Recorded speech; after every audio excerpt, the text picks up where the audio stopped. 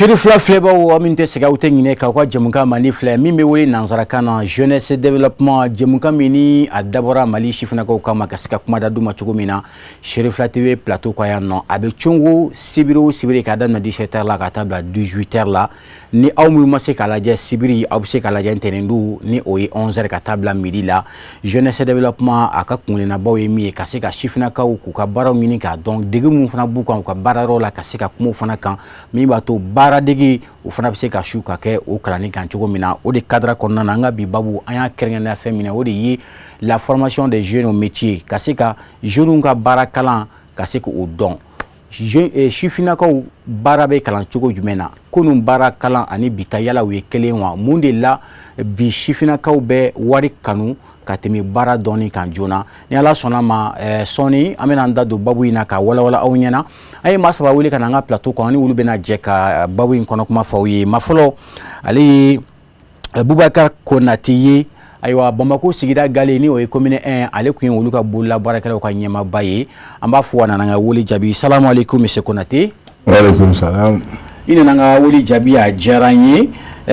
o kadra konana ambe ambulamuso fana jansa kenen kani oye madame Makalu Fanta Jakiti ali bulula barakala en même temps kere barakala do assalamu alaikum wa alaikum salam wa barakatuh madame Makalu ina nga wuli jabi a jaranye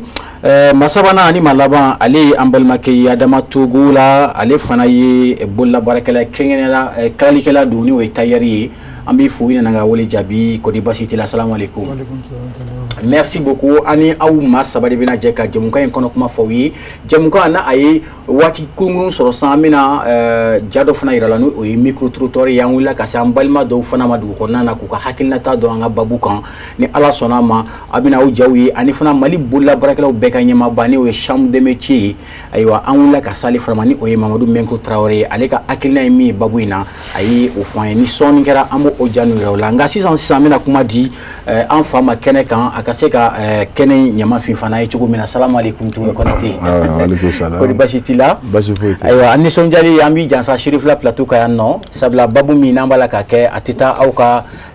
kuma ko atita auka kunglena ko amba fe ka don bibina yana nganda do babula amba fe ka do ere joy ibe munike bibina alhamdulillah rabbil alamin ala kan be sababa amin arabi askira herala ala kan ulu herala ya rabbi jamana si matanye fe bulala barako fe c'est ça ni jamana o jamana ka akera sigidolo yi kuma zanamado c'est ça métier de sankorotara ni métier sankorotara fen fila do mɔgɔ min yɛrɛ ye métier kanu yani ka dɔn i b'a kanu tout à fait o de bɛna ni a basigi ye o de bɛna ni a muɲu ye c'est ça fo k'a ɲɛ dɔn ɲɛ de bɛ baara la n'i m'a muɲu ka sabali a ɲɛ i t'a dɔn i bɛ se ka baara dɔn mais a ɲɛ a sokɔnɔ ɲɛ o ye muɲu ni sabali ye o de b'i ka question jaabi kuma nataw la d'accord très bien alors bibina mbado ka foyi ko nyama koro e commune 1 an doni fo yere ka wala sa flebro ki don e ka statut jume ambe domine ko bi jekulu ye saba de artisanat la Mali la fo kana se nanima no folo ye association bawi association fitini be a belebele be no ina fo chambre de métier bi chugo mina ne association folo Mali la no ye Amapro. D'accord. Né au président national ka danga flanay. Nous association malienne des artisans professionnels. Donc ambe domine ko bi yoy. Ñoy bi. Très bien.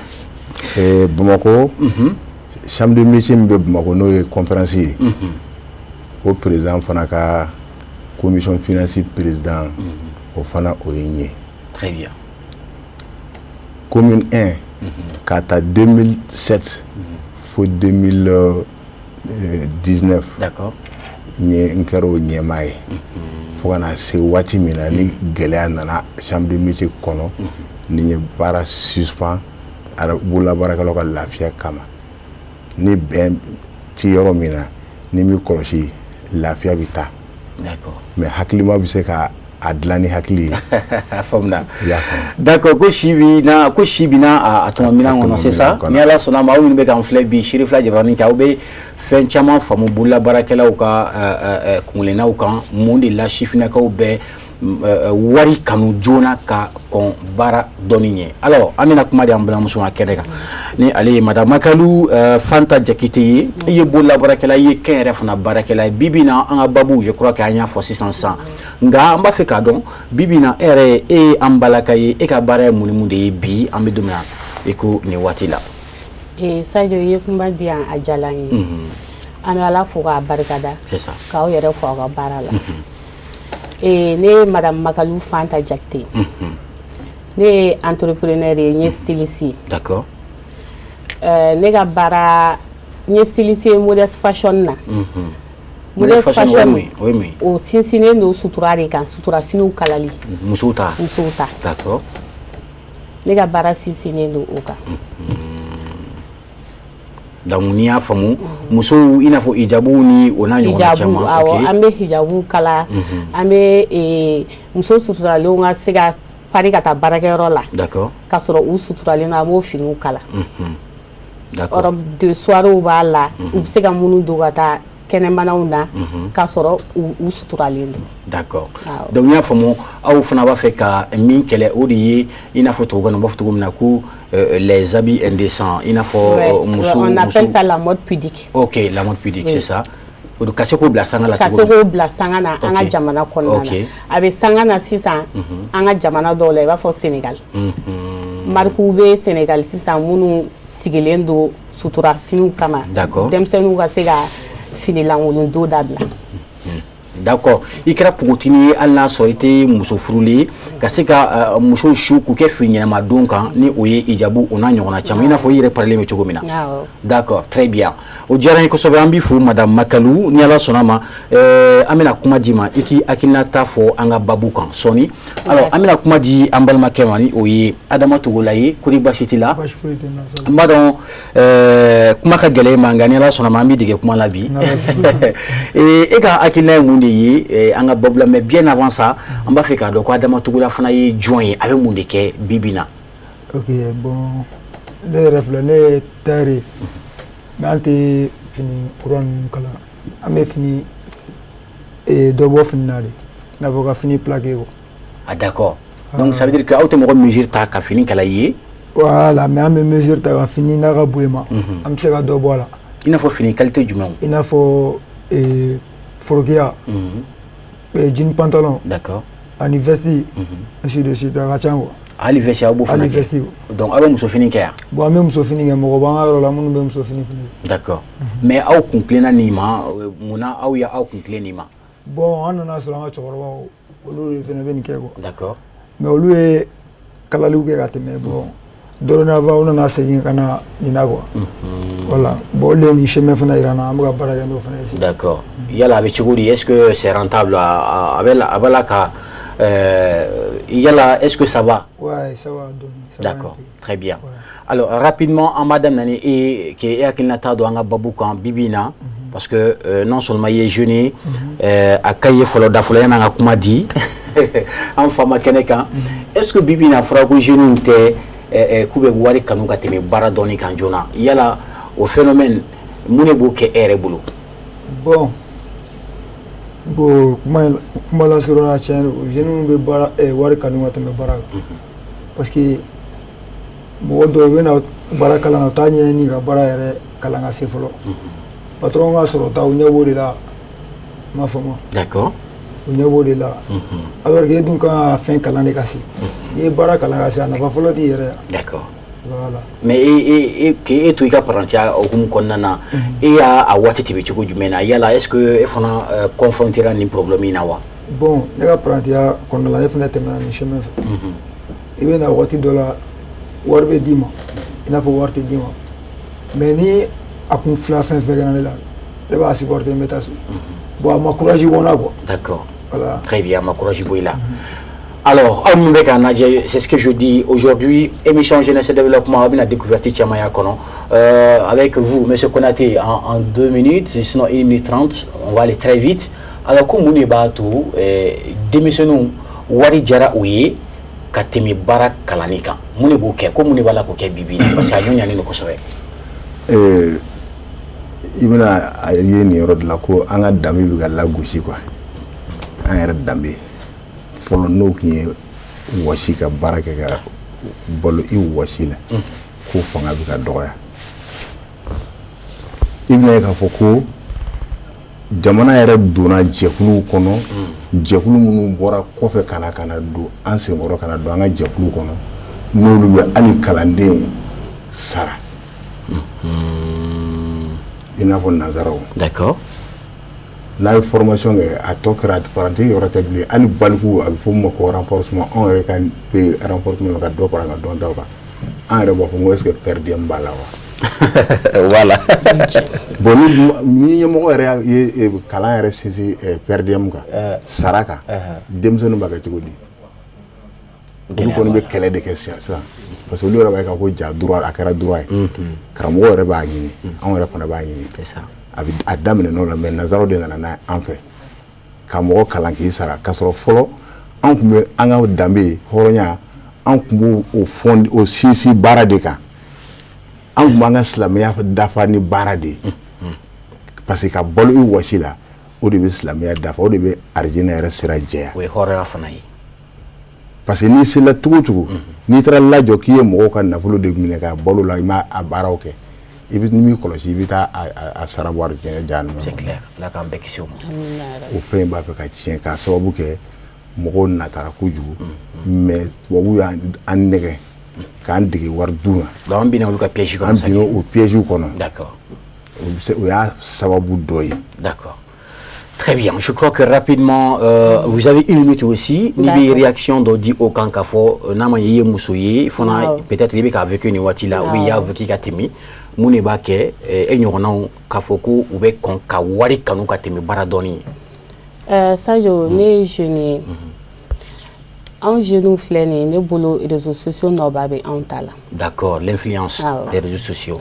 I bɛ influenceurs ni influenceuses ye u bɛ tiɲɛniw kɛ i bɛ fɛnbaw y'u bolo u bɛ wariw fɛngɛ donc e jeune ye sigilen don e bɛ tiriki tɔrɔkɔ la k'e nalen don baaradege la i b'a sɔrɔ e bɛ baaradege la patron tɛ san sɔngɔ d'e ma a tɛ foyi di e ma a bɛ mɔgɔ influencer bibi in na jeunes filɛ u presselen don quoi ne bolo réseaux sociaux nɔbaba de b'an ta in na. E b'a da o kun mɔgɔw presselen don ka. Mɔgɔw presselen don fɛn sɔrɔ la alors que ne yɛrɛ ka domaine kɔnɔna na bibi fɔlɔ la an tun bɛ girin ko wɔlɔfɔ tailleur ni Nigéria tailleur k'olu fɔrilen don bibi na a dɔw bɛ na u tɛ se foyi la. E bɛ bɔ i ka jamana kɔnɔ k'i bɛna jamana wɛrɛ la wari ɲini na k'a sɔrɔ e ma tila fɔlɔ. Ça veut dire que phénomène dɔ bibi na a bɛ fan bɛɛ de. Donc en même temps il y a le complexe. C'est ça, c'est ça. Bon, au yɔrɔnin bɛ anw fana côté la dɔɔni parce que malien fana filɛ an caman filɛ sérieux ba t'an jeunes na bibi na a bɛɛ ye pressé kojugu in de an tɛ baara ta sɛbɛ la an presselen don ka fɛn sɔrɔ ka sɔrɔ an ma qualifié. D'accord. D'accord, c'est bien. Alors, rapidement, je crois que an ye baara min kɛ bi bɛɛ b'a ka hakilinata de o fana kan sisan ni o ye micro-trottoir ye an donna dugu kɔnɔ a ye min sɔrɔ an ka ɲɛmaaba ni o ye Mamadu Mbengue Traoré Mali bololabaarakɛlaw ka ɲɛma chambre de métier du Mali an ye min sɔrɔ ni a ye masala kɔnɔna na an ka jɛ kɛ o lamɛn. Nafa ye fɔlɔ i kalanna i ma kalan i kan ka bololabaara kalan mun na n'i tilara kalan na n'i ma baara sɔrɔ bololabaara in bɛ se k'i dɛmɛ bon min yɛrɛ dɛsɛra kalan fana na n'o y'a kalan o caman sera a yɛrɛ kɔrɔ fo ka se ka mɔgɔ kalanninw ta k'a bila o yɔrɔ la mais bololabaara in bɛ hakili de diya fɔlɔ sababu don n'a y'a lakɔlɔsi fɔlɔ mɔgɔkɔrɔbaw tun bɛ denmisɛnninw bila vacances la métier la métier in kalanni kɔnɔ hakili dayɛlɛn de don parce que foyi tɛ kɛ kunbɛn n'i ye menuiserie ta sisan kurunin dilantɔ sen fila ni kɛrɛ ni fɛnw tigɛtɔ k'a kɛ fɛn dɔ ye k'a façonner u b'a fɔ k'a façonner bayɛlɛmali o bɛ mɔgɔ hakili dayɛlɛn de i b'ale jardin na u bɛ denmisɛnninw bila jeu in na jeu in bɛɛ ye hakili dayɛlɛn de donc bololabaara o de kɛ quoi donc hakili dayɛlɛnna don fɔlɔ hali den min hakili ka go kalan na n'i y'a don métier la vacances la san bɛ da o kan i bɛ fila donc hakili dayɛlɛnna don bon ka tɛmɛ o kan siniɲɛsigi dɔ fana quoi wala i ko n y'a fɔ cogo min na kuma daminɛ na o y'a nafa dɔ ye mais mun kalan yɛrɛ nafa ye mun ye bi an bɛ yɔrɔ min na bi n bɛ fara ɲɔgɔn kan de bɛ ka na jamana bɛɛ la an labanna min na sa o tɛ AES jamana 3 min farala ɲɔgɔn kan mais an kun bɛ jamana 15 la n'o ye CEDEAO ye n'i y'olu fara ɲɔgɔn kan i b'a ye IMOA ka jamana 8 frontière t'u kun cɛ an b'o kɔnɔ hali fɔlɔ donc n'i y'a lajɛ frontière t'an si cɛ ça veut dire mɔgɔ min bɛ yen i bɛ se ka taa baara ɲini Abidjan-kaw fana bɛ se ka na baara ɲini yan Ouagadougou-kaw fana bɛ se ka na baara ɲini Bamakɔ-kaw fana bɛ se ka taa baara ɲini Ouagadougou-kaw na bɛɛ de frontière t'an cɛ mais min bɛ se baara la dɔrɔn o de ta ye marché donc pour dun ka se baara la o tɛ ɲɛ kalan kɔ finition tɛ ɲɛ kalan kɔ baara ɲuman tɛ ɲɛ kalan kɔ même le respect des engagements n'o ye layidu timɛli a tɛ ɲɛ kalan de kɔ donc kalan de bɛ se sababu ye i bɛ tɔw dan ni kalan tɛ yen foyi tɛ yen donc kalan nafa tɛ se ka fɔ ka ban sisan ladilikan jumɛn bɛ fɔ denmisɛnninw ɲɛna surtout an bɛ vacances min na nin wagati in na a ye taa denmisɛnninw bila bololabaarakɛla ɲɛmɔgɔw kɔrɔ voilà u ka métier dɔ kalan métier min ka d'u ye parce que min ka di mɔgɔ ye o kalan ka nɔgɔn quoi baara kɛlen bɛ min bɛ se kosɛbɛ kosɛbɛ olu de ta ye baara ye bi voilà donc a ka ɲi tɛ o tɛ tɛmɛ donc min bɛ ɲini denmisɛnninw fɛ o de ye kalan ye denmisɛnnin caman bɛ yen u t'a dɔn u bɛ min kɛ balontanw ni kulonkɛ yɔrɔw ka d'u ye u bɛɛ ye dɔ ye mais bololabaara ɲɔgɔn tɛ quoi ça b'i dɛmɛ i ka kalan na n'i kun y'a lakɔlɔsi hali fɔlɔ ekɔliso la exercice pratique bɛ yen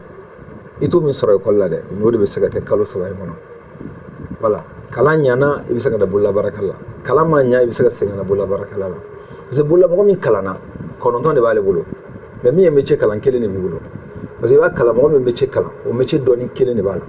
mais n'a tilara kalan na a bɛna fɔ k'a ka taa gestion kalan a bɛ stock gérer cogoya di a bɛ client kunbɛn cogoya di a yɛrɛ bɛ jatiw kɛ cogoya di sɔrɔ ye joli ye joli bɔra joli donna joli tora o bɛɛ bɛ mɔgɔ kalanni de bolo bon mɔgɔ kalanni mana métier kalan o y'an ka taa de yɔrɔnin kelen donc an bɛ denmisɛnninw min ɲini u fɛ u k'u jija ka kalan kɛ ekɔli la mais k'a fɔ ma passé fana fɔ n ka kɛ ni ma passé ko n ta tiɲɛ na o tɛ tiɲɛ ye dɛ voilà mɔgɔw bɛ métier la bi minnu bɛ mɔgɔ kalanni caman sara dɛ donc minnu kɛra fɛn ye minnu ye hali don natala n b'aw ɲini aw fɛ aw ka na o émission kɛ minnu kɛra exemple de réussite ye minnu kɔni i bɛ se ka kɛ misali ye ka yira mɔgɔ la an bɛ se k'o mɔgɔ caman ba yira o la minnu ye fɛn sɔrɔ bololabaara kɔnɔ bi fo ka kɛ tamasire ye il fait que jamana yɛrɛ ministère so sigi ka fɔ ka baara kalan kɛ ka baara dege kɛ ka tila ka baara kalan kɛ ni fila bɛɛ bɛ yen bon anw ka bololabaara ye fɛn ye a bɛ ministère caman na n'i ye bololabaara jate i bɛ taa sɔrɔ i bɛ taa secteur caman na i b'a sɔrɔ bololabaarakɛla bɛ yen wagati dɔ kɔnɔ an bɛ fɔ ministère 10 ni kɔ la n'i taara sɛnɛkɛlaw fɛ minnu bɛ tulu situlu bayɛlɛmaw ni bayɛlɛmali suguya k'a bɛɛ bololabaarakɛla n'i taara boucher fɛ yen kuma dɔ olu ko bɛ élevage la u tɛ élevage la parce que sariya ko tant que i bɛ kantigɛli kɛ ka bosonni kɛ ka a feere k'i ye bololabaarakɛla de ye donc boucher ye bololabaarakɛla de ye tailleur i bɛ sokɔnɔmɔgɔ caman ye a bɛɛ ye bololabaarakɛla furufuru jiranna nafɛn feere la nin bɛɛ ye bololabaarakɛla hali taximan n'a ma kɛ compagnie de taxi ye o ye bololabaarakɛla de ye olu bɛɛ bɛ ministère de transport la dɔw bɛ élevage la mais n'i ye nin jateminɛ nin bɛɛ ye artisanat ka transversalité de fɔta ye.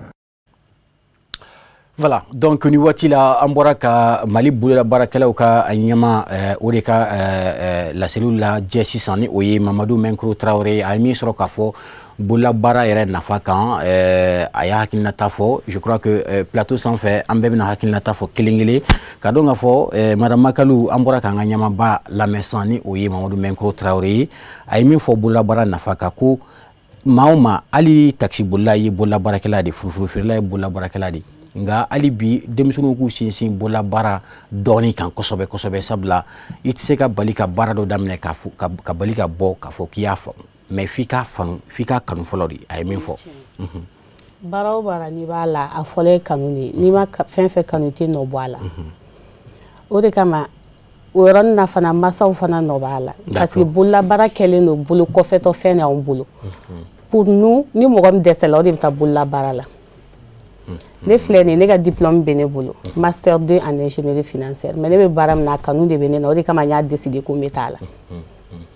mais i bɛ gɛlɛya caman sɔrɔ a la parce que famille yɛrɛ b'i décourager fɔlɔ quoi. Ouais, c'est vrai. Ils ne comprennent pas que e ka nin bololabaara in i bɛ se ka fɛn sɔrɔ a la ka jamana dɛmɛ e bɛ impôt sara i bɛ mairie sara i bɛ tila ka mɔgɔ wɛrɛw employer chef de famille de bɛ atelier la o c'est une entreprise ou pas. C'est une entreprise. Donc, faut bololabaara ka don dala de an ka Mali la. n'o kɛla sisan denmisɛnninw bɛ a ta sɛbɛ la parce que denmisɛnninw ɲɛ bɛ warimayɔrɔ in de la ni exemple bɛ yen sisan minnu kɛlen don ka fɛnw sɔrɔ a la u ka na ni partage d'expérience ye parce que mɔgɔw denmisɛnninw ɲɛ bɛ bi de la quoi mɔgɔw ye étape minnu kɛ échelle mun yɛlɛ ka se bi ma partage d'expérience man ca u ɲɛ b'a la bi na e bɛ V8 kɔnɔ i bɛ nin bololabaara la i bɛ V8 kɔnɔ olu ɲɛ bɛ V8 in dɔrɔn de la u t'a dɔn kunun kun ye min ye kunun cɛ i ye sɛgɛn mun kɛ entreprise si daminɛ man nɔgɔ fo ka taa se entrepreneuriat yɛrɛ man nɔgɔ mais f'i k'a kanu n'i m'a kanu dɔrɔn n'i y'a daminɛ i b'a bila tout à fait o ye baara bɛɛ ye kanu in de b'a to i bɛ nɔ bɔ a la i b'a ɲɛɲini don o don ka dɔ fara i ka niveau kan hali sini ne bɛ formation na mais auto formation kɛ mana mɛ formation bɛ yɔrɔ o yɔrɔ n b'a essayer k'a intégrer parce que n ka baara kanu bɛ n na n bɛ fɛ ka excellence c'est ce qu'il faut au Mali il faut viser l'excellence c'est ça o dɔrɔn de bɛ se ka Mali taa ɲɛ très bien donc fo an bɛɛ k'an sisi bololabaara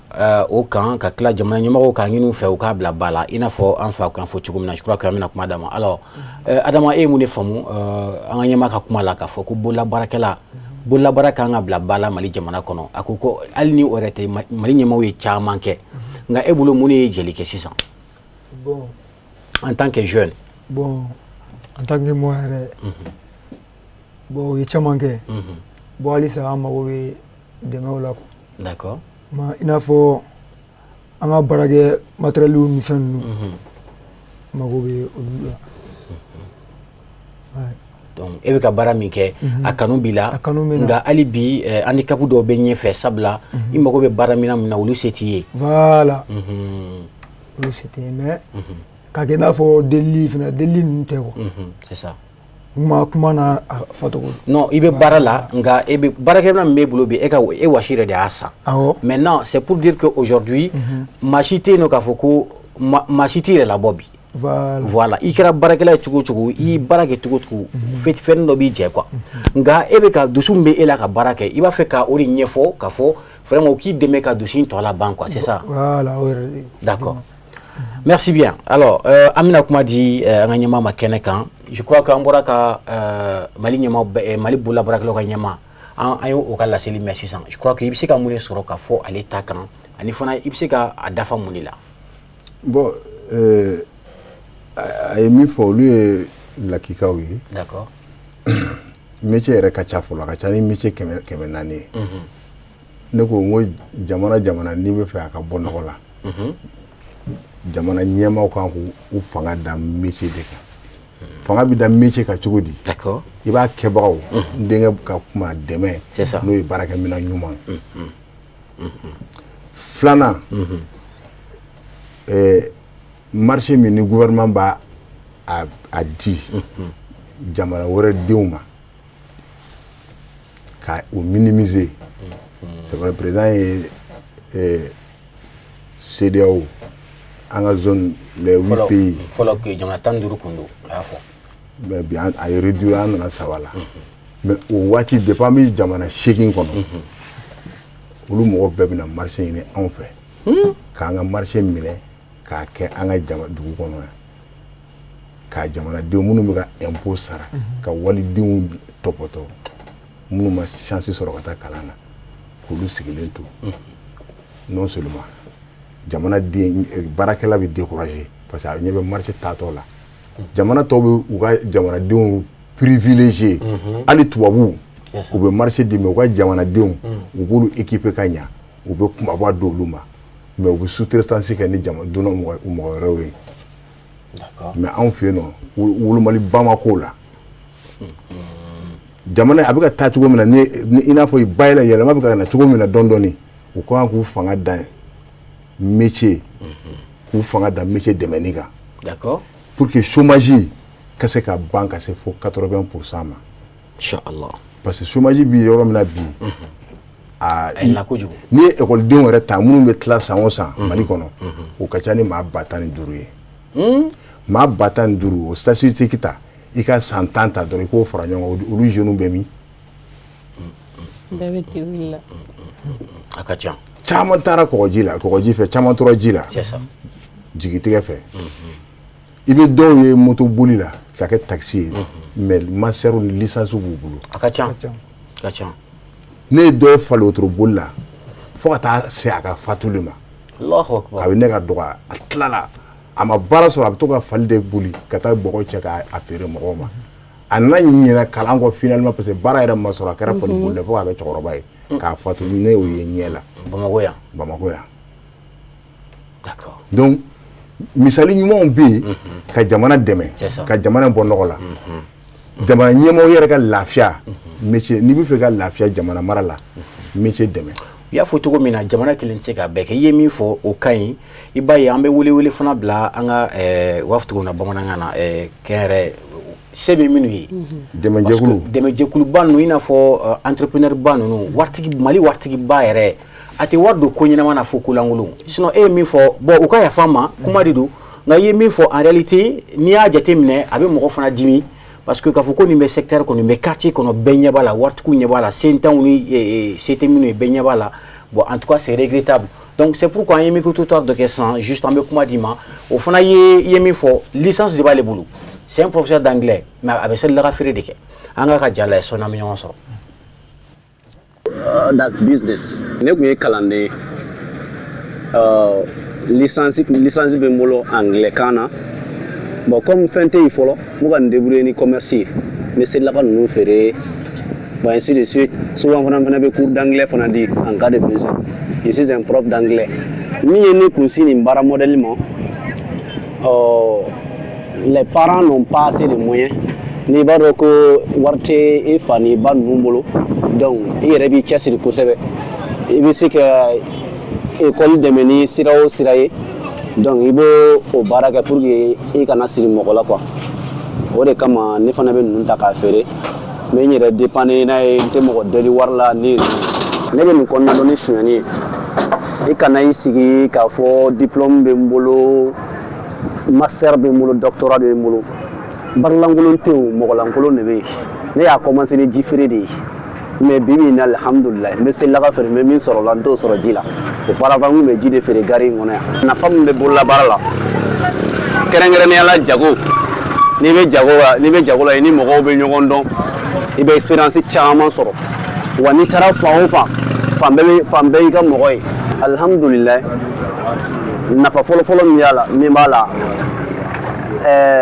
étant silamɛ n'i ye selilagaden kelen san ne bolo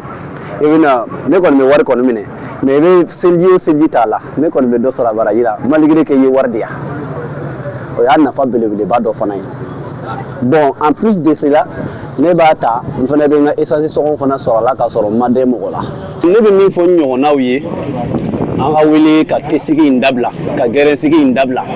ka wuli k'an bolo da dɔ la parce que sababu tɛ taa mɔgɔ sɔrɔ so kɔnɔ k'i sama ka na alhamdulilayi a bɛ se ka kɛ ne bɛ to nin na ne ni n ka sababu bɛ ɲɔgɔn bɛn ne ka sababu bɛ se ka kɛ n ka client dɔ fana ye ne ka sababu bɛ se ka kɛ n ka client dɔ ye donc n'i y'i sigi ten n'i m'a sɔrɔ i bɛ wuli ka suɲata ɲini n'i ye suɲata sɔrɔ n'i y'a suɲa i laban bɛ taa kɛ kasoladen ye dɛ ne kɔni fɛ baara woloma kɔni nafa fosi de t'a la ni nimisajugu tɛ kana maloya ni baara ye buna adamaden en tant que i kɛra cɛ ye i bɛ maloya fɛn min ye i bɛ maloya ni suɲɛni de ye kana maloya ni baara ye baaralankolon tɛ yen même n'i bɛ kabinɛnabo de sama wuli k'a ɲɛɲini n'i bɛ wari sɔrɔ a la ka ban alhamdulilayi wa i bɛ bɔrɔ kɛ i jija a baara ka diya i ye mais nin na i bɛ baara min na e ma gɛlɛyaw sɔrɔ nin na i tɔɲɔgɔnw cɛla minnu bɛ ka k'u ɲɛgɛnna bɔ i la oui n y'o gɛlɛyaw sɔrɔ parce que auparavant mɔgɔ caman o bɛ yɛlɛ i la ka n'i kalanba u b'a fɔ i ma ko ka n'i kalanbaden in kɛ ka na se nin niveau la e tɛ dɔ wɛrɛ kɛ selilaga feere kɔ donna ta a bɔra ta i yɛrɛ tɛ maloya ni nin ye caman yɛrɛ b'a fɔ i ka taa baara wɛrɛ kɛ yɛrɛ min ni nin tɛ kelen ye ne b'a fɔ non ne bɛ nin kɔnɔna dɔn ni suɲɛni ye ne bɛ nin kɔnɔna dɔn ni yuruguyurugu ye bon à travers ça ne kan ka mun sɔrɔ ne b'o sɔrɔ bɛɛ n'a garijɛgɛ de don min ye selilaga feere diya ne ye selilaga tɛ fɛn galata ye selilaga bɛ utiliser waati bɛɛ lajɛlen na cɛw mago bɛ jɔ a la wa musow mago bɛ jɔ a la kerecɛnw b'a utiliser silamɛw b'a utiliser bɛɛ mago de bɛ jɔ selilaga la wa bɛ san waati bɛɛ lajɛlen na k'a fɔ ko fonɛnɛ bɛ a bɛ taa ou bien jamana bɛ taa non bɛɛ b'a san malgré que dumuni tɛ mais vraiment ne bɛ ala barikada ala fo k'a barikada don o don ni n y'a ta wa ala b'a sugu diya ka bɔ n bolo malgré que dumuni tɛ se laga ye dɛ mais don o don ne bɛ caman ta wa ala barikala n b'a bɛɛ feere k'a ban n kan ka mun sɔrɔ n b'o bila n kun na n bɛ taa. E ye muso furu wa? Walayi n ma muso furu fɔlɔ. Ma muso furu fɔlɔ dɛ. Den t'i bolo? Den foyi tɛ n bolo. E ka laɲiniba ye mun ye? Ne ka laɲiniba ye mun ye halisa n ka reçu fana ka tɛmɛ nin fana kan ne min domaine ta a kɛra n'importe quel baara n ka reçu n ka baara ɲɛnama dɔ sɔrɔ n ka reçu bɛ min na n bɛ reçu min na en même temps n fana ka muso fana sɔrɔ muso ɲuman fana furu k'a kɛ n yɛrɛ ka responsable fana ye an kɔni bɛ min kɔni fɔ jama kɔni ɲɛna kɔni kɛrɛnkɛrɛnnenya la jeunes minnu sigilen don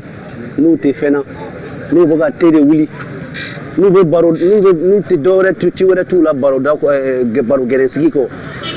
n'u ka wuli ka ko dɔ kɛ ko dɔ waati sera a man kan mɔgɔ ye tan cɛden surtout n bɛ kuma ni an jeune ɲɔgɔnw ye i ka i donni bɛ da i mansaw kunna ka n'i donni bɛ da i mansaw kunna diɲɛlatigɛ kɔni na kɔni mɔgɔ tɛ hɛrɛ sɔrɔ ka sɔrɔ i ma sɛgɛn par exemple même n'i ye Hayidara yɛrɛ ta i k'a lajɛ avant que bɛɛ k'a fɔ bani a ye kɔ caman tigɛ a ye ji caman tigɛ ka se bi ma o bɛ cogo min na même Mali président Assimi min filɛ an kunna bi taa ɲininka a ka histoire la i bɛ histoire mɔgɔ fɛn fɛn réussi la i bɛ taa sɔrɔ histoire gɛlɛnba de bɛ yen mais o si tɛ quoi a bɛɛ muɲu a fɔdenw bɛ na ni mɔgɔ min y'a fɛ ne ye jisuma de feere auparavant ne tun bɛ si gari yɛrɛ de kɔnɔ yan n bɛ si ka ji feere n bɛ su bɛɛ kɛ ka ji feere ni dugu jɛra n bɛ taga nda ne y'o bɛɛ kɛ pour que n ka se ka n ka bague kuru kɛ wari sɔrɔ mais si j'étais quelqu'un j'allais refuser n b'a fɔ ne école tɔ ne tɛ se ka nin kɛ n bɛ préférer n bɛ taa kɛ tan n bɛ taa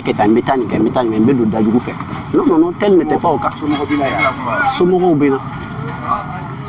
na n bamuso yɛrɛ dɔgɔnin bɛ yan nɔ a bɛ Jalakɔrɔbugu wa ne tun b'ale to yen ne bɛna ka na yɛlɛma gari kɔnɔ n bɛ feere kɛ n bɛ si kan kɔnɔ sapɛri kɔnɔ auparavant yɛrɛ u ye n ta baara yɛrɛ la kalo la 2500. E yɛrɛ dɛmɛ i ka kalan kɔnɔna na cogo di? Bon ne ye n yɛrɛ dɛmɛ cogo min na n ka kalan kɔnɔna na au début depuis ne ye DEF sɔrɔ ne tɛ n ba deli wari la ne fa ni ne ba sigilen don Côte d'Ivoire la ne yɛrɛ b'a dɔn mun b'u kan ne tɛ n ba deli ne tɛ n fa deli wari la ni rien. J'ai décidé de venir ici parce que ne bɔra Buguni de ne ye n ka DEF sɔrɔ Buguni DEF kɔfɛ ne nana gare la yan nɔ an y'a daminɛ an balaka dɔ ye n ta jibidɔni feere la n bɛ jibidɔni feere auparavant elle m'avait proposé 1500 n ma sɔn finalement a ye n ta 2000 j'ai fait 1 mois là-bas an ma ɲɛ a la n nana k'an kɔnɔ yan ni sapeur mɔgɔw donna ɲɔgɔn na malgré que wari man ca bon ni wari kɔni banna n bɛ n débrouiller o cogo la ten donc ne y'a kɛ o cogo la ten n'Ala ka muso furuta ɲuman nɔgɔya n ye ka muso furu pour que n ka se n yɛrɛ ka responsable o la o bɛ na ni basigi ye o bɛ na ni hakilisigi ye. So I did English at university, of course, but I want to say to every young Malian to learn English. Okay, we have to learn English, but it's not to stay jobless. You don't want to say there is no job in Mali, things like that. But everyone has his chance. Good. Voilà. Donc je crois que ça c'est un témoignage poignant que vous venez de regarder. Donc au-delà ça, émission Jeunesse et Développement je crois que rapidement on va aller vite. Madame Makalou et Kelen Kanadia et Moune Djike Kono et Moune Djike Kono 600. Kache indeme. O dɔrɔn de jigila ne kɔnɔ ni mɔgɔ kan ka dɛmɛ ni cɛ in de don den dusuma de don sinon a ɲɔgɔnna jeune caman bɛ u bɛ tile tɛ min na ka su ban yaala la ka tile da ka sunɔgɔ la mais bi bi in na den bɛ wuli a yɛrɛ ma ka dusu ta ka feere kɛ k'a tɛ siri mɔgɔ la o ye mɔgɔ dɛmɛ ta ye ni mɔgɔ sugu de kan ka dɛmɛ bi bi in na a jamana kɔnɔ. Très bien. Alors Adama i bɔra k'i ɲɔgɔnna dɔ lajɛ sisan je crois que a ka histoire a bɛ mɔgɔw hakili fɛn dɔɔni. Ouais, a bɛ mɔgɔ la sensibiliser. n'a fɔ me cɛ in dɔn kojugu i b'a dɔn n bɛ nin dɔn kojugu bon tile yɛrɛ ka dɔgɔ kɔnɔ n'a ma tɛmɛ ko 2 kɛ an yɛrɛ ka couloir kɔnɔ hali devant ko la d'accord n b'a dɔn d'accord n b'a dɔn fana ko mɔgɔ kalannen fana don an ye baro kɛ ka tɛmɛ d'accord ne kɔni bɛ min fɔ a ye sa a ka courage ta d'accord voilà très bien daga bɛ Ala de bolo daga bɛ Ala de bolo alors rapidement avec vous monsieur Konate an bɛ taa joona yan'an ka ja wɛrɛ lajɛ e bɛ se ka mun de fɔ k'a fara an balimamuso ta kan ale ko ani dɛmɛli de ka kan e bɛ se ka mun de fɔ peut-être an filɛbaa minnu bɛ k'an lajɛ kɛnyɛrɛyew c'est pas kɛnyɛrɛye société ba ninnu u k'u janto ni mɔgɔ modèle ninnu na déjà a yɛrɛ filɛ baara min na nin n'o ye selilaga feere ye a bɛ selilaga ta yɔrɔ mun na k'a feere commerçant baw de don nafolotigi baw de don c'est ça ni ɲɔgɔn camanba de b'u bolo mɔgɔ dusuma kelen kelen o caman de b'u bolo u b'u tester tan fo ka se san 3 san 4 san 5 ni minnu bɛ selilaga d'a ma ne o ye fournisseur ye olu de bɛ tila ka nin dɛmɛ u bɛ magasinw dayɛlɛ yɔrɔ wɛrɛw la ka ninnu de bila n'a y'a a filɛ k'a daminɛ cogoya min na n'a n'o dusu kelen taara u tɛ nin gɛn u bɛ nin k'u ka magasin wɛrɛ gestionnaire de écoutez o ye ne yɛrɛ ye minnu ye minnu vécu i ye cas minnu caman ye ne ye cas minnu caman ye d'accord ne yɛrɛ kɔrɔmuso denw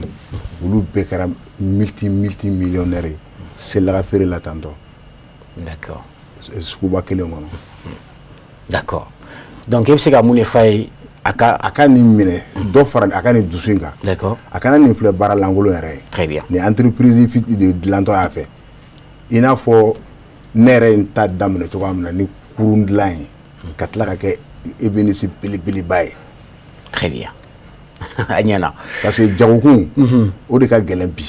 ni i tɛ somɔgɔ seba t'i somɔgɔw ye d'accord mais ni i yɛrɛ dɛmɛ n'i ka 1000 ka 1000 minan dilan k'a feere 1000 ni 200 d'accord n'i ye 100 mara ka 100 dun n'i ye san kelen k'o la 100 mara la don dɔ i bɛ bɔ kurun dilan na i bɛ li dilan o tiɲɛ ne nana menuiserie la ten de ka kelen dɔɔni dilan ka mara kɛ fo ka belebeleba dilan parce que ɲɛ tɛ mɔgɔ si la mɔgɔ min b'i dɛmɛ min bɛ n dɛmɛ très bien o waati la fana juru tɛ banque ni bolola baarakɛla cɛ an tun b'a fɔ ko kɛnyɛrɛye commerçant de kolo ni bi tɛ kelen tɛ. Très bien. Alors, on va aller rapidement. En donnant du qu'on a là, un minute fana ɲininka olu ye baaradegelaw de ye apprentis don i n'a fɔ mobili dilanna b'u la électricien b'u la ani fana soba fana b'u la ni o ye parents ye u ye min sɔrɔ k'a fɔ an ka jɛ k'olu fana ta lajɛ. Santa waati kelen tugu dɛ baara yɛlɛmɛla o kɔfɛ wari jala mɔgɔw ye ka tɛmɛ baara kan sisan ka wari jala mɔgɔw ye ka tɛmɛ baara kan sisan ta ni fɔlɔ ta u cɛ ka jan ɲɔgɔn na kosɛbɛ yɛrɛ yɛrɛ n'a bɛ baara di la a kan ka sabala patron kɔrɔ de ka sabala kɔrɔ yan'a a kɛ k'a dɔn quoi n'i ma min kalan ni girinna ka bɔ ten i tɛna fɛn dɔn i tɛna barika sɔrɔ i ka baara la i bɛ sabali i ka patron kɔrɔ f'a k'i kalan a kalancogo la ka sɔrɔ k'i labila quoi o de la i tɛ nɔ sɔrɔ i ka baara la quoi masaw dɛsɛra u denw na mɔnna quoi baarakɛyɔrɔ tɛ den na mɔyɔrɔ ye den bɛ lamɔ so kɔnɔ de a n'o bɛ se baarayɔrɔ la mais ne ɲɛ bɔla den ka wari fɛ ka tɛmɛ a ka baara kan den dobili baara la ko o kana wari d'e ma o bɛ baara kalan o bɛ wari kanu ka tɛmɛ baara kan baara bɛɛ bɛ mɔgɔ bɔ nɔgɔ la n'i ye min kɛ i sɛbɛ ma dɔrɔn o bɛ baara bɛɛ bɛ mɔgɔ bɔ nɔgɔ la hali n'i ye baara ɲɛnama di mɔgɔ n'a ma minɛ a sɛbɛ la a tɛ nafa sɔrɔ a la quoi baara bɛɛ bɛ mɔgɔ bɔ nɔgɔ la baara kolon tɛ o baara bɛɛ baara ɲuman de wa fɛn bɛ sɔrɔ baara bɛɛ la bolola baara kɔni nafa tɛ ban nafa bɛ bolola baara la yɛrɛ wa nafa b'a bɛɛ la n'i y'a fɛn bɛɛ minɛ sɛbɛn i bɛ nafa sɔrɔ o la quoi. n ye ekɔliden mɛ n tilala mɛ n ma baara sɔrɔ n ma se ka n ma to so ko diplôme min bolo fo n k'o baara kɛ n nana pièce kalan bon bi alhamdulilayi n bɛ n débrouiller dɔɔni bon n bɛ patron min bolo mɔgɔ ɲɛnama ko dan don n kɔni depuis n y'a dɔn don min na bilayi ma tigɛ a la adamaden numéro 1 Abou Jakite n kɔni m'a ɲɔgɔnna ye fɔlɔ bon n kɔni bɛ jeunes conseiller min na ka to so tan tɛ min ni fɛnw non a ye wuli a ka ko dɔ ɲɛɲini a ka baara kɛ kana maloya ni baara ye quoi adamaden i bɛ fɛn min kɛ n'i ye fɛn sɔrɔ o la mɔgɔ bɛ tugu i kɔ o de la mais ka to so Joamini, Sigatimini, Glomine, non. Nafatou la quoi. Moi, je conseille tous les jeunes. Les mêmes c'est que bola bara mana bo fen fena. Bara mo bara la quoi. Ma fama ama débrouiller mina do so ke. Jeunes ku sigilembo. Be ka wuli ka doke. Ni ye min kɛ i b'o de sɔrɔ ni ma min kɛ i tɛ se k'o sɔrɔ. Kalan bɛ dɛ ne yɛrɛ kalan na diplôme bɛ ne bolo mais a ma ne bali bolola baara la. Ne ma deli ka fonction publique hali siɲɛ kelen k'a lajɛ. Depuis ne tilala ne bɛ garage kɔnɔ ne kan ka baara kɛ mais n dayirimɛ sɔrɔ a la. N bɛ mɔgɔ wɛrɛ sɔn sɔrɔ a la a ka kusa i sigilen k'i bolo bɛ sen bon ne b'a fɔ kɛrɛnkɛrɛnnenya n b'a fɔ jeunes ka wuli bɛɛ ka wuli ka baara kɛ jamana in yɛrɛ bilali kɔ baarakɛbaliya b'a la ni bɛɛ wulila ka dɔ kɛ i garisɛgɛ mana kɛ min ye i b'o kɔni sɔrɔ bon ne kɔni min bɛ ne fɛ ka fɔ jeunes ye o y'o de. N bɛ baara dege in na ani sisan cɛ a bɛ waati bɔ mais depuis n kɔni ye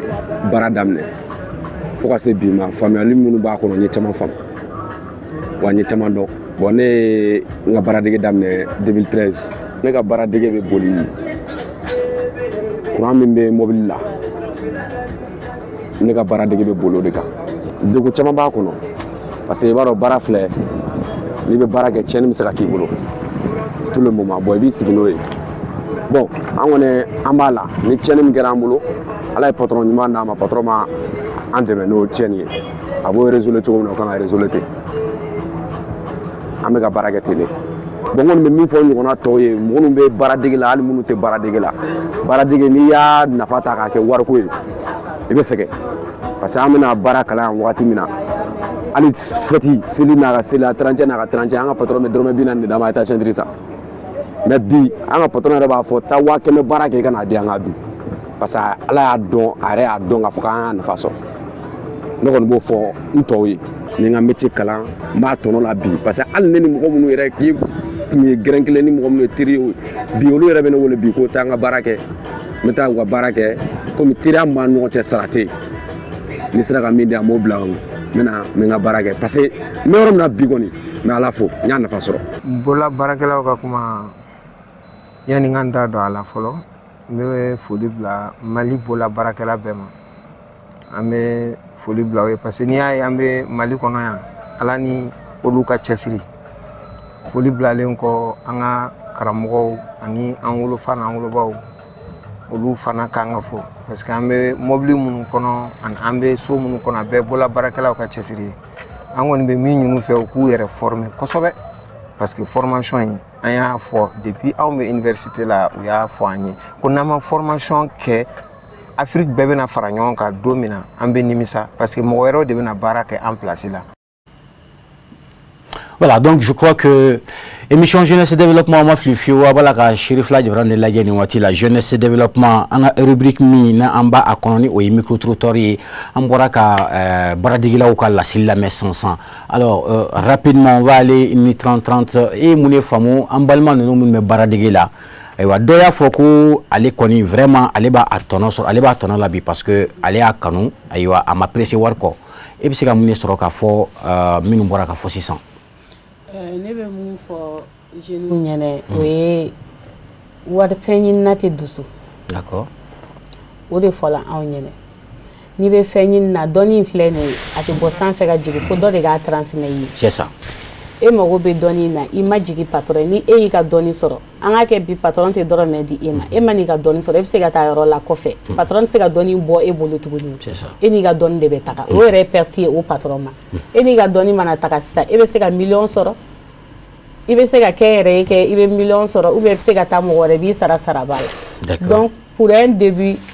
u ka denmisɛnninw jeunes u ka wari in to yen fɔlɔ u ka dɔnni ɲini i mana dɔnni ɲini dɔrɔn c'est fini. Très bien. Alors ko denmisɛnninw n'a ma ɲɛ k'a fɔ k'an bɛ baara kɛ n'an bɛ don baara la k'a kanu fɔlɔ walasa ka a nafa sɔrɔ walasa ka nafa sɔrɔ f'i ka sɛgɛn fana i ye min lamɛn sisan. O jagoya don baara kalan na kɔni i bɛ sɛgɛn de jagoya bon en tant que kɔni bɛ baara la ka baara kalan i ye muɲu ka sabali dans les jours à venir ala bɛna bɔ fan di ma o ne ka kuma ye. Est-ce que muɲu kɛ sabali dɔrɔn. D'accord. Baara dege kɛ i n'a fɔ wari ɲini quoi. Baara dege ta normalement baara man kan tɛ ka baara dege la wari man kan tɛ ka di baara dege la ma. D'accord. Patron de kan k'a sara normalement on ne va pas moi d'accord donc fana yɛrɛ k'a fɔ ko balima parents ni o ye denfaw ni denbaw ye ko u bɛ denw ta ka t'u fili mɔgɔw kan u tɛ u tɛ wari d'u ma u t'u ka musaka foyi di o de b'a to ni denmisɛnninw fana bɛ kɔn ka baara ka wari kanu baara dɔɔni ye parce que somɔgɔw de b'a ɲini u fɛ ko na ni wari donc c'est pourquoi u caman b'a fɔ ko wari bɛ diya caman ye parce que somɔgɔw de b'a ɲini u fɛ alors e bɛ se ka mun de fɔ la monsieur Konate bon o ye fantanya nɔ de ye ni se tɛ masa ye a b'a jigi a yɛrɛ halala de kan mɔgɔ halala fɔlɔ o ye den ye c'est ça i tɛ halala si sɔrɔ diɲɛ ka tɛmɛ i den kan n'i y'a don baara la n'a ye san kelen kɛ i bɛ ala deli hali n'a kɛra 100 ye a ka n'a nana n'o ye k'o d'i ma k'i dɛmɛ n'o ye i ka se ka dunbaya dɛmɛ n'a ye sa e bɛ fɛn fɛn ɲini a fɛ i t'a a di kɛnɛma mɔgɔ ma i b'a d'a ba ma a ba bɛ tila k'a kɛ dumuni ye k'a sigi u kɔrɔ masa ka dɛsɛ de b'a bila a b'a fɔ den i t'a lajɛ i ka na i ka dɔɔni n'i ye dɔɔni sɔrɔ i ka na n'a ye sinon u t'a kɛ jagoya ye i n'a fɔ a taara baara dege ni patron m'a sara n b'a bɔ a la mais yala a ka kan ka kɛ wa a ka kan ka kɛ ka den to baara dege la ka sɔrɔ a ma baara ɲɛdɔn ka den ayi niveau dɔ waati de bɛ den na n'a sera yen nɔ o y'a sɔrɔ a bɛ se k'a bolo la yɛlɛma a bɛ dɔ sɔrɔ a yɛrɛ ye o fana dɔɔnin don den bɛ évaluer n'a ye san 1 kɛ métier la a bɛ se ka dɔɔnin sɔrɔ patron yɛrɛ bɛ baara dɔ labila a b'o kɛ patron yɛrɛ bɛ se ka 200 d'a ma c'est ça k'a ka na n'a ye so o jati dɔɔnin don mais f'i ka bɛn ni patron ɲuman fana ye bon patron ɲuman mɔgɔ fana t'i den kala ka taa e ɲɛ turu a la o fana cɛ a ye ka fɔ ko patron man ɲi ka t'i den d'o ma o yɛrɛ ka taa i tilen kogo ma ka t'i kun ci o la o t'o ye wa d'accord c'est vrai o fana cɛ d'accord rapidement an bɛna micro trottoir laban an bɛna o ja yira u la olu de ye chef d'entreprise ye chef de garage don en même temps ayiwa en même temps boutique feerelaw don commerçant ɲɛmaw don olu fana ye min sɔrɔ k'a fɔ olu caman yi appuyer denfaw de kan parce que olu de bɛ ka denw tiɲɛ bi an ka jɛ k'u laseliw lamɛn. I nana k'i bɛna baara kalan i bɛ wari de bɔ i kunkolo kɔnɔ fɔlɔ ka baara de ɲini ka baara dɔn n'i ye baara ɲini ka baara dɔn alhamdulilayi a ka ca ala fɛ n'i mago don i ka baara la ka na kalan na i ye kalan kɛ alhamdulilayi o kɔfɛ ni dɔnniya sɔrɔli bolo i bɛ wari sɔrɔ mais n'i peresera ka dɔnniya ɲini daminɛ ni wari i tɛ dɔnniya in sɔrɔ wa wari sɔrɔli an ma dɔw fɛnɛ la bon alhamdulilayi ala ye ne ka baara bɛn waati ma ne ye pièce feerela min bɛ kasi kɛ a bɛ to ta pièces de kasi kɛ et puis an bɛ kuraw fɛnɛ kɛ alhamdulilayi an bɛ ONT kɔfɛ Suguni an ka baara bɛnnen bɛ nin waati in na pièce kasi feere de ma pièce feere ma nin waati la mɔgɔ caman min na u bɛ n'u ka denmisɛnninw kalifa n na an k'u dege a baara in na don n'a nata kama u ka denmisɛnninw fɛnɛ ka se ka s'u yɛrɛ kɔrɔ komi alhamdulilayi bi an yɛrɛ fɛnɛ bɛ se ka dɔ k'an yɛrɛ cogo min na gɛlɛya b'a la komi nɔgɔya b'a la mais an bɛ waati min na ne bɛ se ka min fɔ denmisɛnninw ye fɔlɔ n'u nana k'u bɛna baara kalan na u ka ɲini ka baara fɔlɔ bila u kun na u ka baara dɔnniya ani patron bonyani u k'o kɛ priorité u bolo fɔlɔ denmansaw fɛnɛ k'u hakili t'u la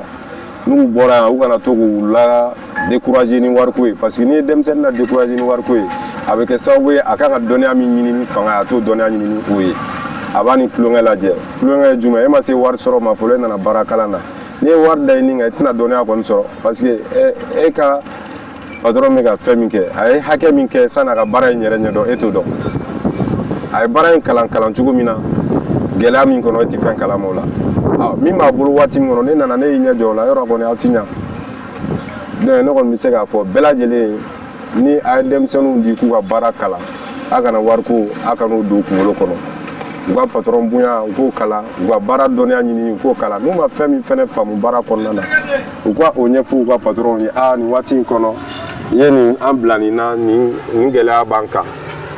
a bɛ se ka jɛ ka dilan ɲɔgɔn fɛ cogo min na an b'a dilan ten walasa u ka se ka dɔnniya sɔrɔ i bolo i k'u labila ni barika alhamdulilayi a tɔ mana kɛ min ye ɲɛfɛ mɔgɔ kɔni ni fɛn fɛn ala b'i sara n'o de fɛnɛ dɛ patron k'a kɔnɔna jɛya parantu fɛnɛ parce que walidenw ni fɛnɛ don n'u kalifar'i la i fɛnɛ kɛ i kɔnɔna jɛya u ye ka na wari kɔni yir'u la mais baara o kɔni o dɔnniya yir'u la mais a dɔn fɛnɛ denmisɛnninw fɛnɛ don u fɛnɛ i bɛ se ka dɔɔni min k'u ye min b'a to u fɛnɛ kana ɲɛbɔ baarakɛbaliw fɛ so ka d'a kan dɔɔni min fɛnɛ bɛ sɔrɔ den baarakɛbaliw bolo n'u y'olu ye olu mun bɛ ka na baara yɔrɔ la ka na baara kalan ni dɔɔni fɛnɛ tɛ d'u ma a kana na kɛ sababu ye ka baara in gɛlɛya u bolo mais n kɔni bɛ min fɔlɔ ɲini u yɛrɛ fɛ fɔlɔ u ka baara dɔnniya u k'o de ɲini ni sɛbɛ ye fɔlɔ wari b'u sɔrɔ kɔnɔ quoi mais ni wari fɔlɔ bila ɲɛfɛ I tɛ wari in sɔrɔ wa danaya in bɛ taa k'i to o dun bɛ sɔrɔ baara waati min na I bɛ ka kalan ni sɛbɛ an ka nin baara in kɔnɔ alhamdulilayi denmisɛnninw ye mɔgɔ ye n'u donna sugu kɔnɔ cimisɛnninw na ni mun ma sɔrɔ a bolo n'o jitɔn bɛ d'u ma n'i y'u bila k'o ɲini a dɔw la e yɛrɛ ka kɔnɔnajɛlenya kama e bɛ se k'a fɔ non a karisa ye nin bɔ a la o ye k'o bila I kun dɔw b'u ɲɛ jɔ o la fo ka na baara in yɛrɛ ka na kɛ concurrence ye k'u ɲɛ jɔ patron yɛrɛ ka feerefɛn na dɔw bɛ yen u bɛ saliya ka minɛn yɛrɛ feere ka a ɲɛɲini kɛrɛfɛ bon or o tɛ baara in dɔ ye baara in ye fɛn min ye n'i nana I ɲɛsin a ma n'i ɲɛsin a ma ni I mago ni dɔnniya in sɔrɔ n'i mago b'a la I bɛ fɛ ka baara in a k'i labila e k'o fɔ a ye a yɛrɛ b'a dɔn nin bɛ yɔrɔ min na alhamdulilayi nin bɛ se ka baara in a nana min kama a sera ka dɔ k'o la mais komi baarakalan in fɛnɛ kɔnɔna na an ka nin baarakalan fɛnɛ kɔnɔna na n'i y'a dɔn a mago fɛnɛ bɛ dɛmɛ na n'o ye wariko ye donc I bɛ se k'a fɔ patron ye waati nata in na ne kɔni ye baara alhamdulilayi n y'a faamu mais waati nata kɔnɔ n bɛ fɛ k'a lajɛ n'i bɛ se ka labilali min kɛ n ye walasa n yɛrɛ fɛnɛ bɛ se ka dɔ kɛ n yɛrɛ cogo min na bi alhamdulilayi n kɔni b'i fo n b'i waleɲuman dɔn n b'i barikada ala ni an ka cɛsiri ɲɔgɔn fɛ n ye caman faamu donc o waati kɔnɔna na I yɛrɛ fɛnɛ bɛ se ka bilasirali min kɛ ka mɔgɔ min lakalan ale nɔ la ale fɛnɛ k'o lakalan ka ɲa donc ka sɔrɔ k'ale ka labilali labɛn sabati mais o min kan ka k'u ye o bɛ perese o ko la e nana e fɛn a tigi bolo e t'a sɔrɔ kuma dɔ komi kuma daminɛ la n y'o fɔ cogo min na donc I kana perese wari ma n'a bɛ baara la I bolo a kɛri dɔ de ye parce que a bɛɛ fa n'a ba ye o baara yɔrɔ kelen de donc a bɛɛ ka laɲini kan ka k'o de taalen ɲɛ mais o ɲɛmɔgɔya bɛ min bolo n'u problème bɛ min kan I fɛnɛ k'i jɔ I se ye fɛn min ye n'a kɛra hali n'a kɛra 70% walima 80% I ka se k'o ta a ka charge la o la o fɛnɛ b'a to ale hakili sigilen fɛnɛ bɛ baara in kɛ ye baara kɛcogo la kɔnɔnajɛlenya kɔnɔna na fo yɛrɛ ka muɲu ka sabali baara in kɔnɔ k'i nakun ye dɔnniya min fɔlɔ-fɔlɔ ye k'o ɲini fɔlɔ ni sɛbɛ k'i ɲɛ bɔ wari la mais n'i ye wari in diya I yɛrɛ dɔrɔn aw ɲɛ man di bololabaara ye I k'i hakili sigi I ka mɔgɔ bonya baara kalannen kɔfɛ ka baara ɲɛdɔn a ma daminɛ yɛrɛ I ye san 20 kɛ ka baara kalan I ma daminɛ yɛrɛ I bɛna continueli mun kɛ ka baara yɛrɛ daminɛ fɔlɔ I yɛrɛ ye o fɛnɛ y'a damana ko wɛrɛ ye fɔlɔ I bɛna tila tun ala ka parantiw fɛnɛ tali min kɛ k'olu fɛnɛ former o fɛnɛ y'a damana ko wɛrɛ ye baara ye 3 de a kalanni ye fɛ I bɛna tila ka client fɛnɛ minɛ cogo di client bɛna na cogo don dɔw bɛna ni kɛlɛ ye dɔw bɛna sari I b'a sɔrɔ hali juguya yɛrɛ bolo bɛ dɔw yɛrɛ bɛna u b'i kɔrɔbɔ ka fɛn dɔ bɔ ka na pour que k'a lajɛ n'a sɔrɔ I bɛna se k'a fɔ tɔgɔ min b'i la n'a sɔrɔ o de y'a yɛrɛ tantɔ nin bɛɛ b'a la parantiw fɛnɛ bɛna u bɛna fɔlɔ an ye san 18 kɛ an bɛ ka baara kalan patron bolo fo ka taa fɔ patron y'a nabila mais bi paranti bɛ don san 1 san 2 a dɔw tɛ hali san 3 san 4 sɔrɔ I b'a sɔrɔ I bɛ t'u bugulen sɔrɔ baara la yɔrɔ dɔ la ko an bɛ nin kɛ o fɛn o dɔrɔn de ka ca bi u bɛ taa ɲagami ka tiɲɛ ka taa o fana de ka di bi mɔgɔ caman ye ka mɔgɔ wele kɛrɛfɛ dɔrɔn ka taa fɛn dɔ kɛ ka sɔrɔ a tɛ laban a man ɲi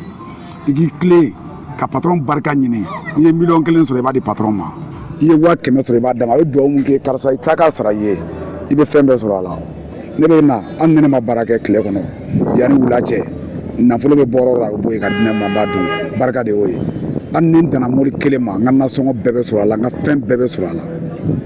donc o barika ka baara de mais o barika de tɛ sa paranti si la san paranti bɛɛ ko patron ɲɛ bɛ mun na o ɲɛ b'a la kalan bɛɛ don bi mais ne bɛ kuma n ta de kan parce que ɲɛnama ye fɛn o ye adamaden bɛ fɛ ka I teliya bi diɲɛ ka teli mais adamaden bɛ fɛ k'i teliya ko bɛɛ la ni dun e ka wolo alamisa tɛnɛ ka baara daminɛ tarata ko araba ka sɔrɔ e kɛra fɛn ye donc I t'a laban I bɛ taa kiyama quoi parce que e tɛ se ka laban parce que ne dɔwɛrɛ min lata kaso bɛ bin kan ne ye électricien de ye électricien ne bɛ électricien auto de kɛ différence b'u cɛ parce que an b'a kalan an ka patron fɛ wagati minnu na anw bɛ bɔ wagati min na o y'a sɔrɔ 198 ni Mercedes sew bɔ wagatiw don bon an y'an to sew kɔnɔ électronique bɛ boli de I yɛrɛ fɛnɛ bɛ minnu dɔn a la I bɛ dɔ k'olu la minnu fɛnɛ b'a dɔn ka tɛmɛ e kan I b'a ta I bɛ taa n'a ye olu fɛ yen olu bɛ taa dɔ k'a la n'olu tilara o kɛli la I bɛ tila k'o fɛnɛ de ta tugun ka na I fɛ yen ka na wɔrɔ waranga k'i kala wɔrɔ k'an y'a kɛ ten k'a kɛ ten depuis appareil ma bɔ fɔlɔ an b'o cogo la ka taa ka o cogo la ka taa donc an ka patron alhamdulilayi u kɔnɔw jɛya an ye an ye dugawu mun kɛ ala y'a to ala yɛrɛ y'a kɛ o de la hali ni mɔli bɔra bi hali hybride ni nana bi an bɛ dɔ k'i la appareil b'o la fɛn caman b'o la appareil diagnostic olu bɛ yen mais ne y'a fɔ I yɛrɛ kunkolo ani yɛrɛ ka espérance ni ka talent o de ka baara k'i yɛrɛ ye quoi que ça i k'i yɛrɛ dege appareil la kojugu m'a fɔ appareil t'a ye dɛ appareil tɛ baara kɛ mais i yɛrɛ kun ka i kunkolo la baara o de ɲɔgɔn tɛ baara la mais kuma bɛɛ appareil bɛ mais appareil kana nin ka na non a ma ɲi baara la an ka sɔn an yɛrɛ ye quoi tubabu de appareil dilan mais an yɛrɛ kunkolo ye appareil ye quoi mobili bɛ jɔ dɔrɔn ni panne b'a la dɔrɔn i k'a dɔn o de ka ɲi bon ne bɛ mun fɔ denfaw ni denbaw ye u k'u hakili to denmisɛnninw ka dépenses la c'est ni mun nana i den di dɔrɔn o b'a fɔ dɔrɔn ko karisa i jɔ ne nin ye i ka petini yɛrɛ nana a mana ne nin ye a nana a mana ne nin ye i b'a ye o de bɛna kow caya c'est e kan ka samara sa ye i kan ka fɛn bɛɛ sa ye k'i jɔ n'a ye fo ka taa fɔ don min na k'a ka patron y'a labila a ma di wari di ko kama a dira de a ka métier kalan ka métier dɔn ka taa a nafa b'a yɛrɛ de kan nafa fɔlɔfɔlɔ a yɛrɛ de b'o dɔn mais n'i y'a kɛ a na o na saka e ka samara tigɛ dɛ i ma f'i ka patron ya karisa safunɛ tɛ e yɛrɛ tɛ safunɛ sɔngɔ sɔrɔ i yɛrɛ a bɛ taa non n'i y'o don baara kalan na an de patron b'o bɔ a yɛrɛ la k'o di mais e kana kɛ denba ou bien denfa ye k'o fɔ pour que k'o don patron kulo la a bɛ na ni tiɲɛniba de ye baara in kɔnɔ patron o de kama paranti bɛ sonyɛli kɛ u bɛ bougeonner wuruw suɲɛ u bɛ filiw suɲɛ u bɛ t'u feere a sababu bɛɛ ye mansaw yɛrɛ ka pression dɔw de ye ka fɛn dɔw ta ka da denmisɛnninw kan u tɛ se minnu kɔrɔ sinon anw ye baara kalan an baw y'a jɔ n'an ka dépenses ye a n'an faw fo ka n'a bila bi la k'u jɔ n'an ka dépenses ye fo ka n'a fɔ ko don min na an bɔra mais ne patron ye 10 d'a ma o b'a ye n'a ye 20 d'a ma o b'a ye donc an b'o de barika bolo. lajɛ jɛmukan kɔni miniti ɛri kelen ni ala sɔnna ma donc ɛri kelen kɔni o bantɔla don an ye nin bɛɛ lajɛ sisan alors n bɛ kuma d'aw ma en même temps aw b'a ka commentaire kɛ a kan ani fana kuma laban min fana b'aw bolo ka se ka jɛmukan natogo cogo min na madame Makalu ayiwa kuma laban jumɛn b'i bolo ani e ye mun de faamu an balima ninnu ka laseliw la. An balima ninnu ka laseli la ne ye mun faamuya o ye denmisɛnninw sɛbɛ donnen tɛ baara ma. Denmisɛnninw ka priorité tɛ dɔnniya o ka priorité ye wari de ye. Pour un début i bɛ wari in de to i ka dɔnniya ɲini dɔnni de bɛ na ni wari ye o ni e ma dɔnniya sɔrɔ i bɛ to i b'i si kɛ i bɛ bɔ yan i bɛ taa i bɛ bɔ yan i bɛ taa mɔgɔ si tɛ baarakɛla incompétent fɛ i ka entreprise la parce que o lieu que o k'e ta ka ɲɛ a bɛ lasegin kɔfɛ de donc priorité ye mun ye an ka dɔnniya ɲini ni dɔnniya sɔrɔla wari bɛ na. D'accord. Donc je crois qu'il faut continuer et beaucoup ni dɔnniya sɔrɔ la wari bɛ sɔrɔ. Awɔ. Alors o la i bɛ se ka mun de fɔ i ɲɔgɔn fana ye en même temps ka se ka jɛmukan datugu ni e ye. K'a fɔ jeunesse bɛɛ ye an bɛɛ k'an cɛsiri baara fɛ baara de bɛ mɔgɔ nafa baara de bɛ mɔgɔ bɔ jɔnya juru la ni e y'i sigi fa ta o ba ta o cɛ ta o den ta o bɛɛ ye fu de ye anw jeunesse jamana ka taaɲɛ bɛ anw de bolo bi bi in na cɛ t'a la muso t'a la an bɛɛ f'an bɛɛ de ka na n'an ka pierre ye bɛɛ k'i ka pierre apporter jamana jɔli kama. Très bien. Alors, rapidement, merci beaucoup. Madame Makalu, i ka nali diyara ye, i ka hakilinaw bɛɛ diyara ye kosɛbɛ an b'i fo. Alors, Adama, kuma laban jumɛn bɛ fana bolo e ye mun de faamu ninnu ka kumaw la sisan an bɔra ka ja min lajɛ. Bon, ne ye fɛn caman faamu i n'a fɔ ladilikan denmisɛnnin parents ma quoi n'i ye den di baarakalan na kana na dépense dɔ ta ka d'a kan i n'a fɔ safunɛ wariko ni fɛn n'a waati sera a bɛ k'a yɛrɛ ye. n'a waati sera a b'a k'a yɛrɛ. D'accord. o ye ne ka fɛn ye. kuma laban jumɛn b'i bolo. bon kuma laban min bɛ ne bolo aw yɛrɛ ni ce ani baraji. mais je fila fo kosɛbɛ. Merci beaucoup. Alors rapidement avec vous monsieur Konate an bɛ émission datugu ni e ye i ye mun de tɔmɔ ninnu ka kumaw la ani fana i bɛ se ka i ka foliw n'i ka kuma labanw kɛ k'a ɲɛsin Chérif filafɛlaw ma. Bon ninnu ye mɔgɔ folitaw ɲumanw de ye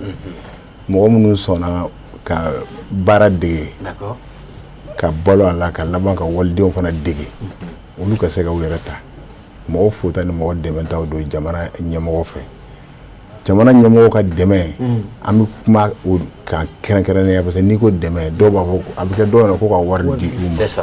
jamana ɲɛmɔgɔ kan ka baarakɛla dɛmɛ ni place ko ye n'i bɔra carré kɔnɔ bi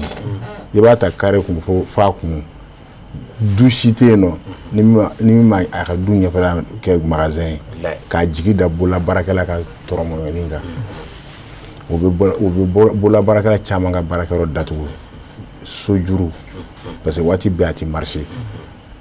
jamana kan ka hakili to fɛn belebele min na o ye u bɛ dugukolo sumani minnu kɛ schéma directeur le schéma d'aménagement des fonciers